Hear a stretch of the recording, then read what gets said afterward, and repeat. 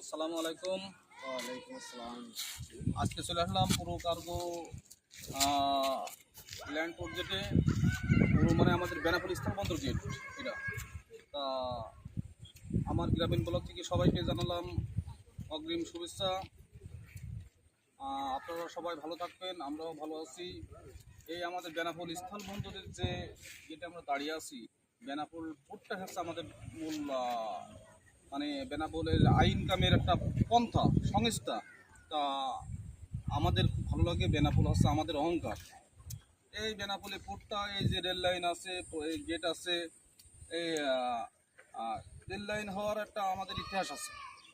1757 সালের আগের থেকে, 17 সাল থেকে ইংরেজরা যখন পাক ভারত উপমহাদেশে যখন শাসন করে, তারা দীর্ঘ 200 বছর শাসন করে যায়। শাসন করার পরে বাংলা, বিহার, উড়িষ্যা তৎকালীন 1757 সালে নবাব সিরাজউদ্দৌলার পতন ঘটানোর পরেও তারা টিকতে পারেনি। তারা 200 বছর শাসন করে তারা পাক ভারত উপমহাদেশে চলে গেল। তারপর মুঘল সাম্রাজ্যের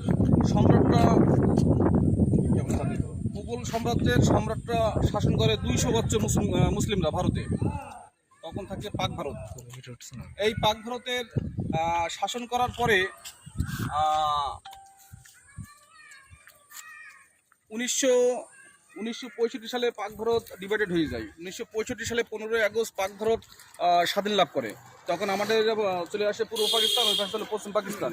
এবার ভাষা নিয়ে পূর্ব পাকিস্তান আর পশ্চিম পাকিস্তানের ভিতরে যে একটা আন্দোলন সৃষ্টি হয় 1952 সালে, তাতেও অনেকগুলো আমাদের ঢাকা বিশ্ববিদ্যালয়ের ছাত্র ভাইদের প্রাণ যায়, শহীদ হয় অনেকে, যারা ভাষা শহীদ হয়েছেন। তারপরে আস্তে আস্তে 1971 সালে বিভিন্ন কারণে পূর্ব পাকিস্তান পশ্চিম পাকিস্তানের আমাদের যুদ্ধ শুরু হয়ে যায়। যুদ্ধ শুরু হলে 1970 সালে 16 ডিসেম্বর আমাদের বিজয় ঘোষণা করা হয়। 1971 সালে 26শে মার্চ আমাদের স্বাধীনতা ঘোষণা করা হয়। তা সেই ইংরেজরা থাকা অবস্থায় আমাদের রেল লাইন শুরু।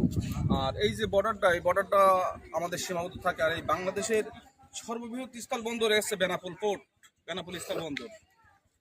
তা আমাদের এই জায়গাটা আমাদের খুবই ভালো লাগে, দর্শনীয় জায়গা। সবাই আসে, ঘুরে ফিরে দেখে, জিনিসটা অনেক ভালো, অনেক ভালো।